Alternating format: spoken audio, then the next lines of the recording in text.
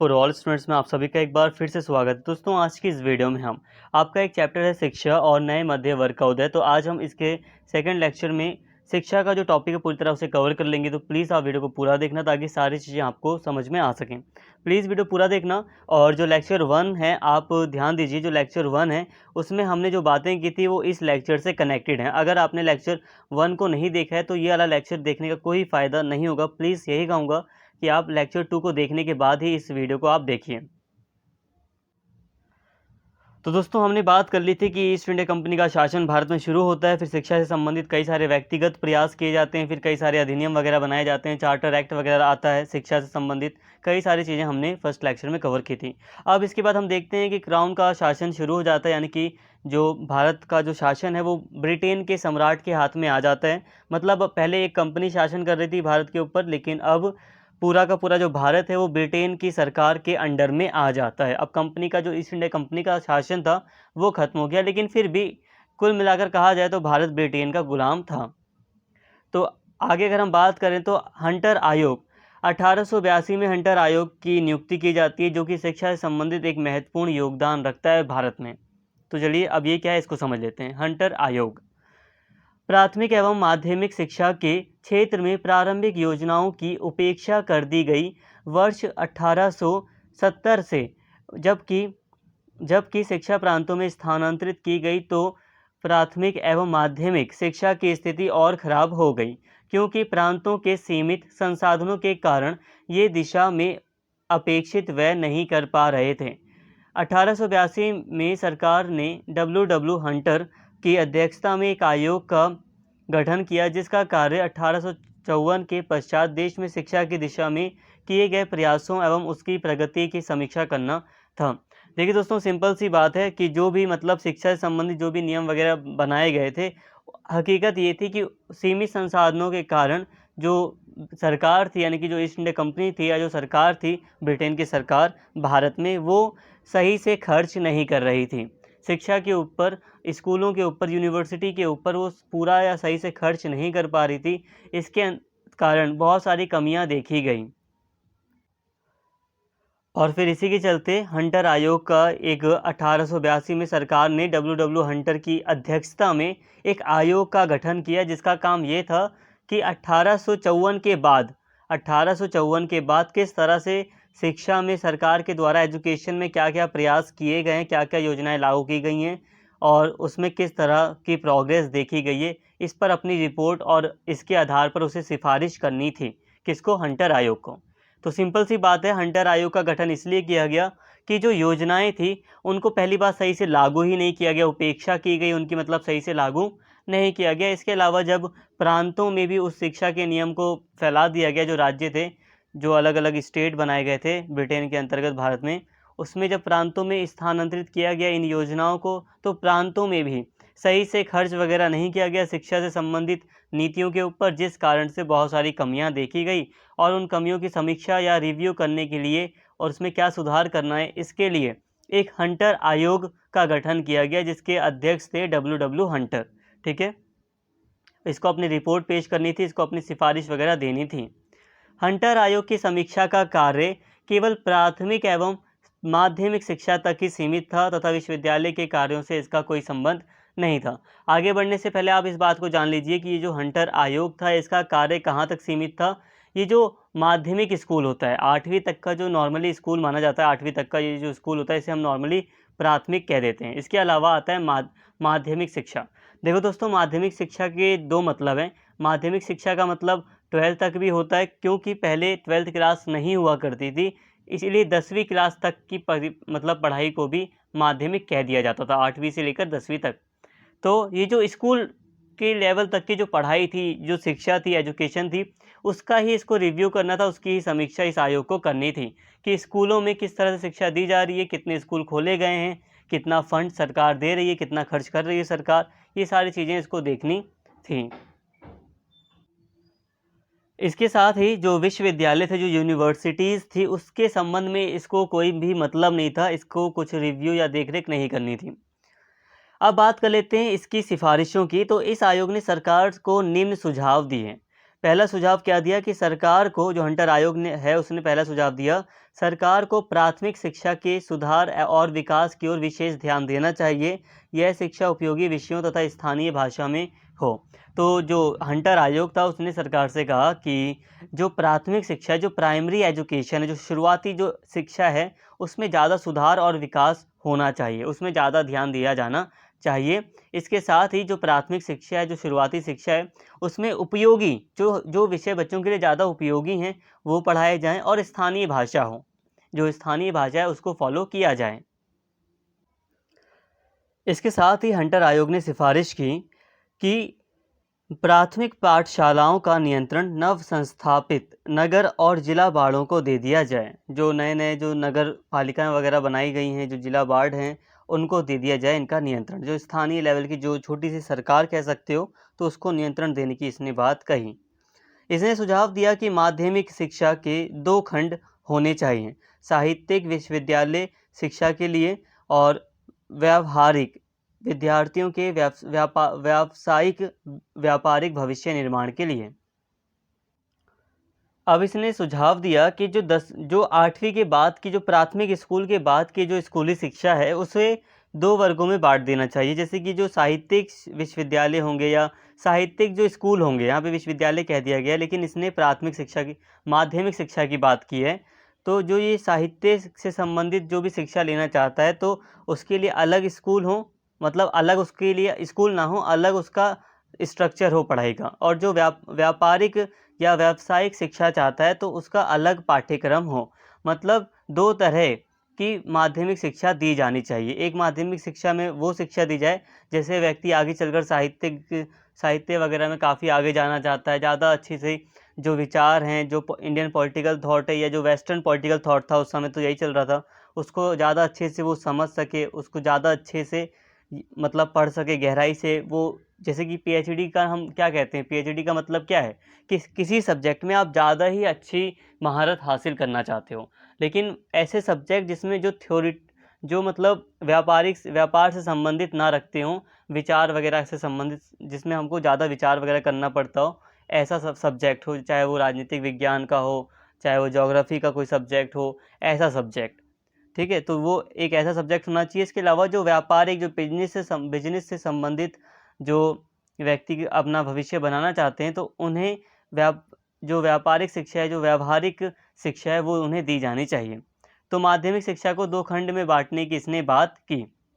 इसके अलावा इस आयोग ने प्रेसिडेंसी नगरों के अतिरिक्त अन्य सभी शहरों, कस्बों एवं गाँव में स्त्री शिक्षा का पर्याप्त प्रबंध न होने पर खेद प्रकट किया, यानी कि दुख जताया। इसने नाराज़गी जताई कि जो कस्बे वगैरह हैं, जो शहर वगैरह हैं, अगर हम मुख्य शहरों को छोड़ दें, तो दूसरे जो शहर वगैरह हैं और गांव हैं, तो वहां पर स्त्रियों के लिए शिक्षा के कोई खास प्रबंध नहीं किए गए। इस पर इसने नाराज़गी व्यक्त की और तथा इसे प्रोत्साहित करने का सुझाव दिया। और इसने सुझाव दिया कि स्त्री शिक्षा को प्रोत्साहित किया जाना चाहिए।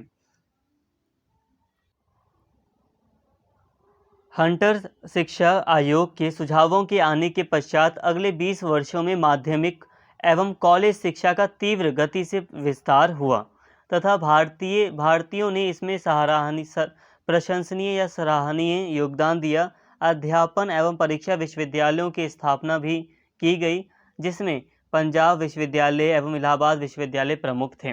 तो देखिए दोस्तों, जैसे हंटर आयोग की जो सिफारिशें हैं, जब वो सामने आती हैं, तो उसके 20 वर्षों के अंदर बहुत तेज़ी से स्कूलों को, कॉलेजों को खोला गया। ठीक है, इसमें जो भारतीय लोग थे उन्होंने भी काफ़ी प्रशंसनीय, काफ़ी अच्छा काम या योगदान दिया। तो यहाँ पर हमने बात कर ली हंटर आयोग की। हंटर आयोग ने ये सारी चीज़ें कही थी, यहाँ पे उसने ये सिफारिशें दी थी, इसको हमने समझ लिया। अब हम बात करते हैं देखो दोस्तों, हो सकता है याद करना मुश्किल लग रहा हो, लेकिन जो बातें आपको समझ में आती है ना, उन्हें याद कीजिए। जो समझ में आ रहा है, जो मुंह पर हमेशा याद हो जाए, ऐसा ऐसा करके याद कीजिए, ज़्यादा से ज़्यादा याद हो जाएगा आपको। जरूर नहीं कि आप एक एक लाइन रटेंगे, बस समझ के याद करो।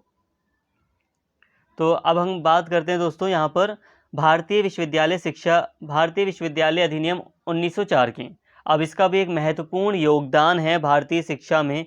जब हम अपनी बेसिक शिक्षा को हम देखते हैं, तो एक महत्वपूर्ण योगदान है। तो अब हम इसकी बात कर लेते हैं, ये क्या है। 20वीं शताब्दी के प्रारंभिक वर्षों में देश में राजनीतिक अस्थिरता का वातावरण था। निजी प्रबंधन के तहत सरकार की यह धारणा थी कि शिक्षा के स्तर में गिरावट आ रही है तथा शिक्षण संस्थान राजनीतिक क्रांतिकारियों को पैदा करने वाले कारखाने मात्र बनकर रह गए हैं। राष्ट्रवादियों ने भी इस बात को स्वीकार किया कि शिक्षा के स्तर में गिरावट आ रही है, लेकिन इसके लिए उन्होंने सरकार को दोषी ठहराया तथा आरोप लगाया कि सरकार अशिक्षा को दूर करने के लिए कोई सार्थक कदम नहीं उठा रही है।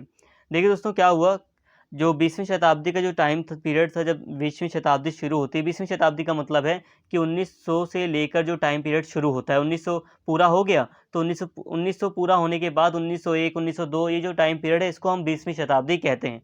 तो जब 19वीं शताब्दी पूरी हो जाती है और 20वीं शताब्दी यहाँ से शुरू होती है, तो उस दौरान सब महसूस करते हैं कि जो शिक्षा का जो क्षेत्र है उसमें काफ़ी गिरावट आ रही है। सरकार के द्वारा महसूस किया जाता है।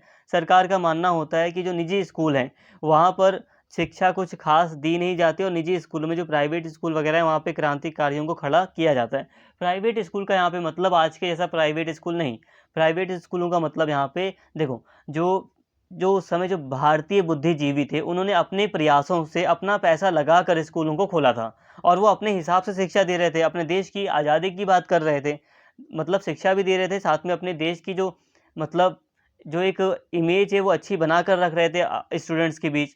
लेकिन जो यूरोपीय जो जो स्कूल थे, जो जिसमें सिर्फ़ यूरोपीय लोगों का ही प्रभुत्व था, तो वहाँ पर तो सिर्फ़ यूरोपीय विचार ही पढ़ाया जाता था। लेकिन जो प्राइवेट स्कूल थे, क्योंकि ज़्यादातर प्राइवेट स्कूल जो भारतीय लोग थे वो चला रहे थे, जिनके पास पैसा था या जो क्रांतिकारी थे या जो अच्छे मतलब प्रबुद्ध पढ़े-लिखे व्यक्ति थे, तो वो निजी प्रबंधन के अंतर्गत कई सारे स्कूल भी चला रहे थे।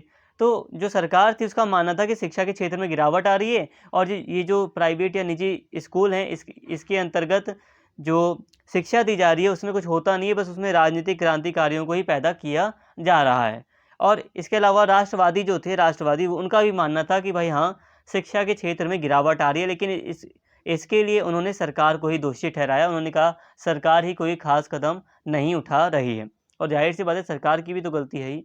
तो दोनों ही तरफ से ये सारी चीज़ें थी। कुल मिलाकर कहने का मतलब है कि 20वीं शताब्दी की शुरुआत में जो शिक्षा का क्षेत्र था, उसमें काफ़ी गिरावट आ गई थी देश में।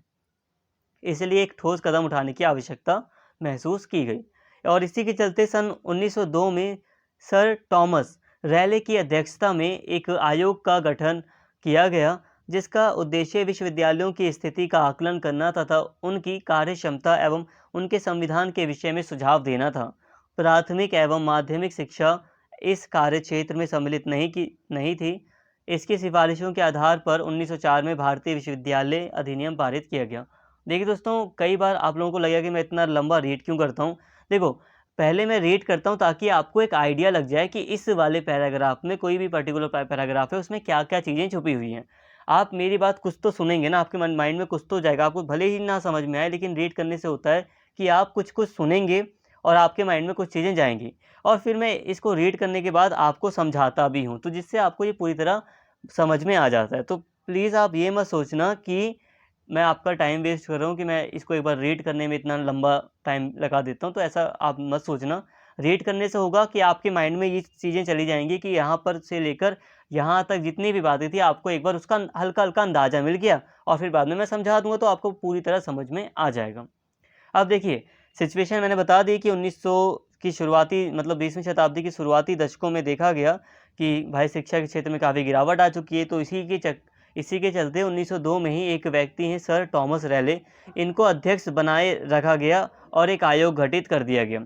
एक आयोग बनाया गया जिसका इनको अध्यक्ष बना दिया गया और इनको कहा गया कि जो विश्वविद्यालय हैं, जो यूनिवर्सिटीज़ हैं, उनकी स्थिति को उनकी जो सिचुएशन है, उनकी जो कंडीशन है, उसका इनको आकलन करना था, उसकी देख-रेख करनी थी, रिव्यू करना था, उनकी कार्यक्षमता की पड़ताल करनी थी और संविधान के विषय में या जो शिक्षा से संबंधित जो नियम हैं, उनके विषय में इन्हें सिफ़ारिश करनी थी या सुझाव देना था कि क्या परिवर्तन किए जाने चाहिए।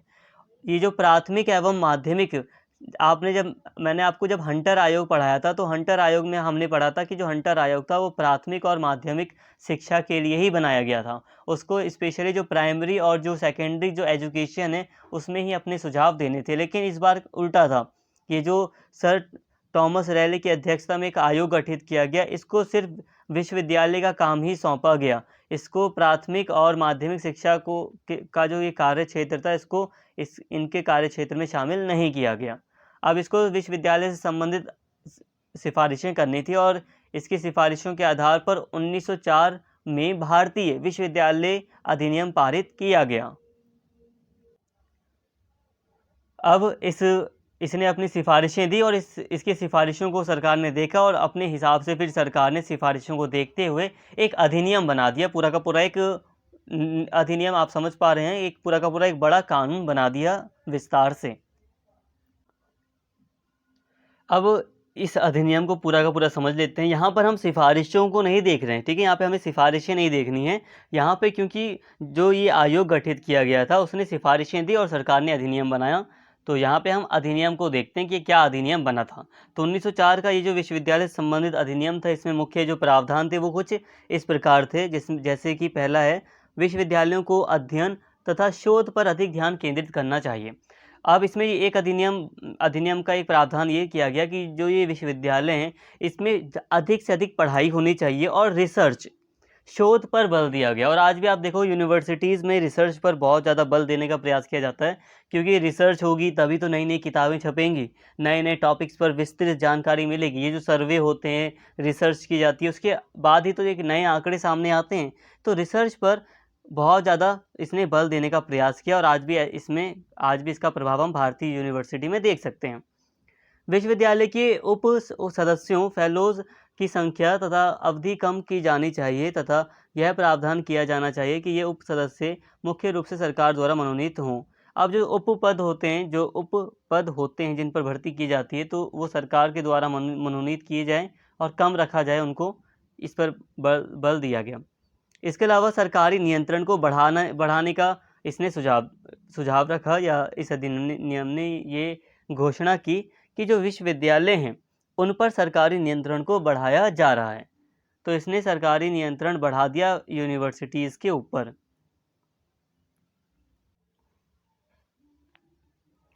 अशासकीय कॉलेजों पर सरकार का नियंत्रण और कड़ा कर दिया गया। पहले ऐसे कॉलेज थे जिन पर ज़्यादा शासन का कुछ नियंत्रण नहीं था, लेकिन अब उन पर भी सरकार के नियंत्रण को कड़ा कर दिया गया, बढ़ा दिया गया। उच्च शिक्षा तथा विश्वविद्यालय के उत्थान के लिए 5 लाख रुपए की राशि प्रति वर्ष की दर से 5 वर्षों के लिए स्वीकृत की गई। स्वीकार किया गया कि 5 वर्षों तक, प्रत्येक वर्ष, हर साल 5 वर्षों तक सरकार 5 लाख रुपए यूनिवर्सिटीज़ के विकास के लिए प्रोवाइड करेगी। गवर्नर जनरल को क्षेत्रीय सीमाएं निर्धारित करने का अधिकार दे दिया गया।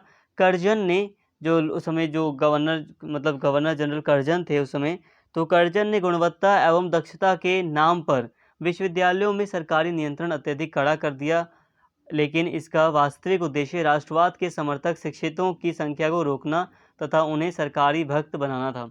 अब हमने सिफारिशों को यहाँ पर देख लिया। अगर हम इसी में प्रभाव को देखें तो यहाँ पे प्रभाव के तौर पर ये भी बताया जा रहा है कि क्योंकि यहाँ पे नियंत्रण, अधिक से अधिक शक्ति प्रदान कर दी गई सरकार को, कि जो सरकार है वो ज़्यादा शक्तिशाली है और वो सरकार कड़ा नियंत्रण स्थापित कर सकती है विश्वविद्यालयों के ऊपर। तो इससे हुआ ये कि जो कर्जन वगैरह थे, यानी कि जो उस समय के गवर्नर जनरल वगैरह थे, तो उन्होंने जो विश्वविद्यालयों में सरकारी नियंत्रण बढ़ा दिया गया, तो उससे उन्होंने क्या किया, उन्होंने नियंत्रित करने का प्रयास किया। अब जो भी एजुकेशन पहले खुले रूप से दी जा रही थी उसको नियंत्रित करने का प्रयास किया गया। अब देख रेख की जाने लगी कि कहीं ऐसी शिक्षा तो नहीं दी जा रही जिससे कि भारतीय लोग अंग्रेज़ों का विरोध करने लगे। तो राष्ट्रवाद का दमन करने का भी प्रयास किया जा रहा था। तो ये सारी व्यवस्थाएं की गई थी इस अधिनियम के द्वारा। हालांकि जो राष्ट्रवादी लोग, वही नेशनलिस्ट जो विरोध कर रहे थे सरकार का हमेशा, जो भारत को स्वतंत्र कराना चाहते थे और जो भारत में एक अच्छे नियमों को लागू कराना चाहते थे, उन्हें ही हम राष्ट्रवादी कहते हैं। तो जो राष्ट्रवादी लोग थे उन्होंने इस अधिनियम की तीव्र आलोचना की और इसे साम्राज्यवाद को सुदृढ़ करने का एक प्रयास के रूप में इन्होंने देखा। इन्होंने माना कि जो पूरा अधिनियम बनाया गया है, इसके तहत साम्राज्यवाद को भारत में और भी मजबूत किया जाने का प्रयास किया जा रहा है। तो यहाँ पे हमने बात कर ली 1904 का ये विश्वविद्यालय से संबंधित अधिनियम लाया गया था अंग्रेज़ों के टाइम पर। औपनिवेशिक टाइम पर, इसको हमने देख लिया। इसके अलावा अब हम बात करते हैं नेक्स्ट, जो है सैडलर विश्वविद्यालय। सबसे पहले बता दूं, ये जो अधिनियम है, इन सभी जितने भी अधिनियम हम पढ़ रहे हैं, इन सभी का आज के टाइम पर आप पूरी तरह भारत में प्रभाव देख सकते हो। हालांकि अब धीरे धीरे इसमें परिवर्तन लाया जा रहा है, जैसे कि आप कई सारी नई नई एजुकेशन पॉलिसीज़ देख रहे हो, तो काफ़ी परिवर्तन लाने का प्रयास किया जा रहा है। लेकिन फिर भी अभी भी आप देखोगे कि काफ़ी सिमिलर है। पहले के जो मतलब जो अधिनियम आज से 100 साल पहले आ रहे हैं, आज से 150 साल पहले आ रहे हैं, हंटर आयोग ने जो सिफारिशें की, आप उससे मतलब अगर तुलना करोगे तो आप पाओगे कि उसके बहुत सारे अधिनियम आज भी लागू हैं। तो यहाँ पर आप इसके महत्व को समझिए, इसीलिए आपको ये पढ़ाया जा रहा है। अब हम बात कर रहे हैं आगे सैडलर विश्वविद्यालय आयोग। अब ये क्या था, इसको देख लेते हैं। वर्ष 1917 में सरकार ने लीड्स विश्वविद्यालय के कुलपति उपकुलपति डॉक्टर M.A. सैडलर की अध्यक्षता में एक आयोग गठित किया, जिसका कार्य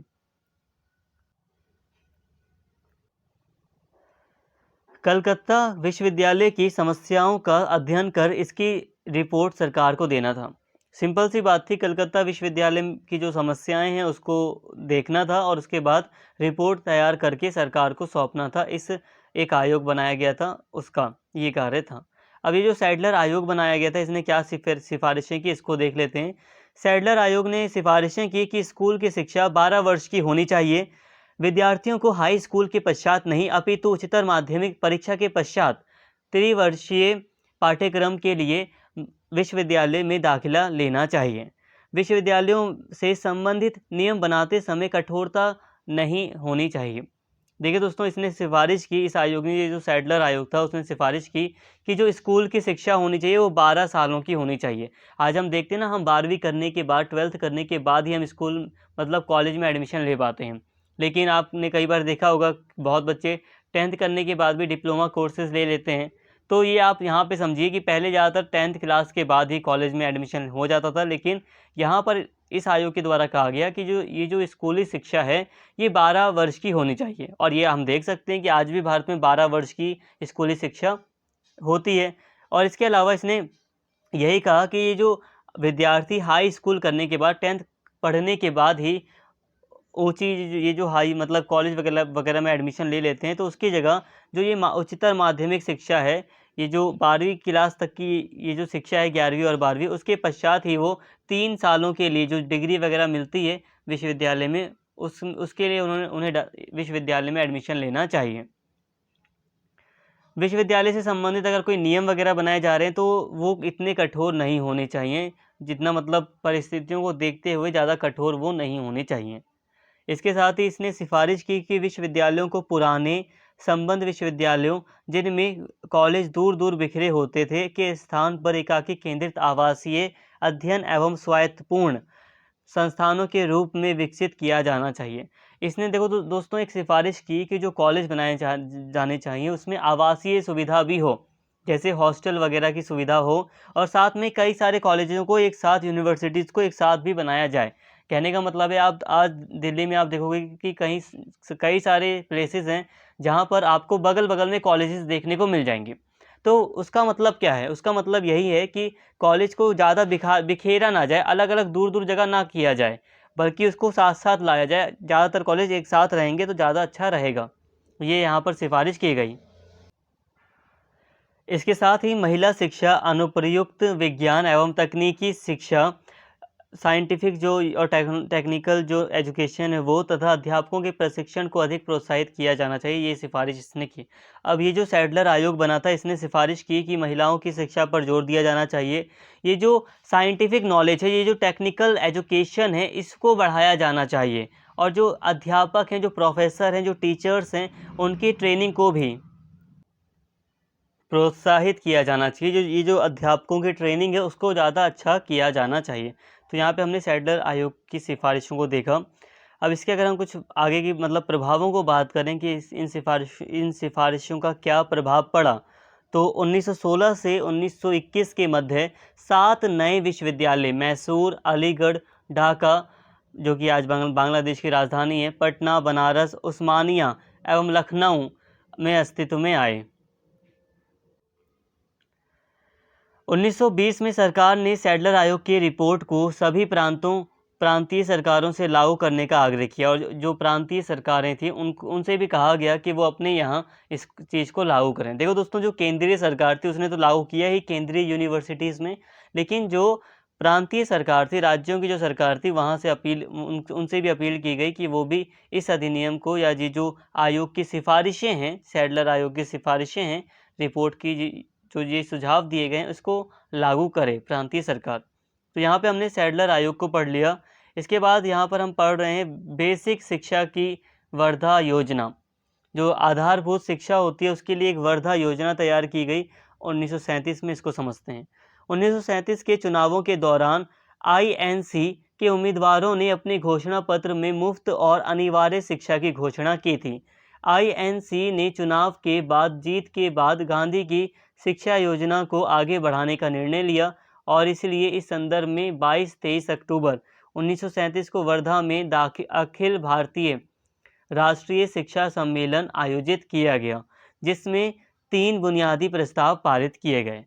देखो दोस्तों, 1937 में चुनाव हो रहा था, तो उस दौरान जो आईएनसी थी, आईएनसी मतलब इंडियन नेशनल कांग्रेस, ठीक है, जो इंडियन नेशनल कांग्रेस थी, इसने इंडियन नेशनल कांग्रेस की स्थापना कब हुई थी, तो प्लीज़ आप इसको एक बार कमेंट करके मुझे ज़रूर बताएं। मैं भी भूल रहा हूँ, जहाँ तक वैसे मुझे याद है, लेकिन फिर भी आप एक बार कमेंट करके बताएंगे तो अच्छा लगेगा।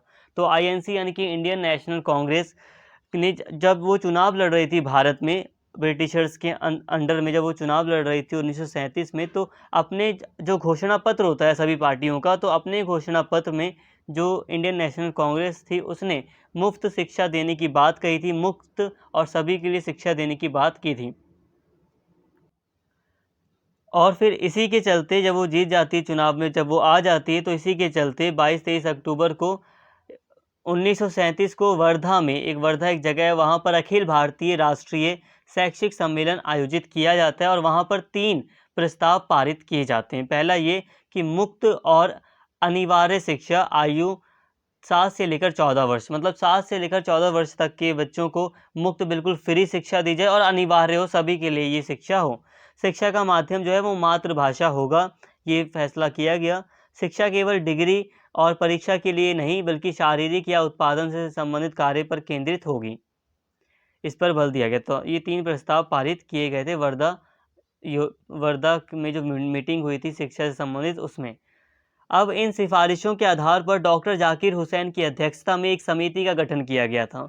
इस समिति ने मार्च 1938 में पहली व्यापक राष्ट्रीय बुनियादी शिक्षा योजना बेसिक शिक्षा की वर्धा योजना नाम से एक रिपोर्ट प्रस्तुत की गई। अब सिंपल सी बात है, चुनाव में ये घोषणा की थी आईएनसी ने कि हम जब जीतेंगे तो हम जो मुफ्त और अनिवार्य शिक्षा है उसको लागू करेंगे। उसी के तहत मीटिंग बुलाई गई वर्धा में, शिक्षा से संबंधित एक सम्मेलन बुलाया गया और 3 प्रस्ताव पारित हुए थे। अब इन प्रस्तावों को असल में लागू करने के लिए एक समिति का गठन किया गया और समिति ने अपने हिसाब से सारी चीज़ों को मतलब सारी चीज़ों बातों को, प्रस्तावों को व्यवस्थित करते हुए यहाँ पे उसने अपनी रिपोर्ट पेश की थी।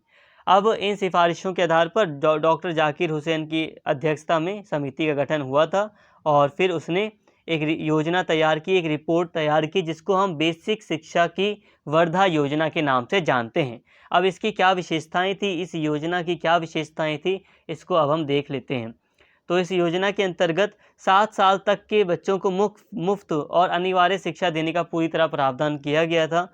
इसके अलावा शिल्प केंद्रित, जो भारतीय जो शिल्प थे उसको सिखाया जाए, ये भी केंद्र में रखा गया था।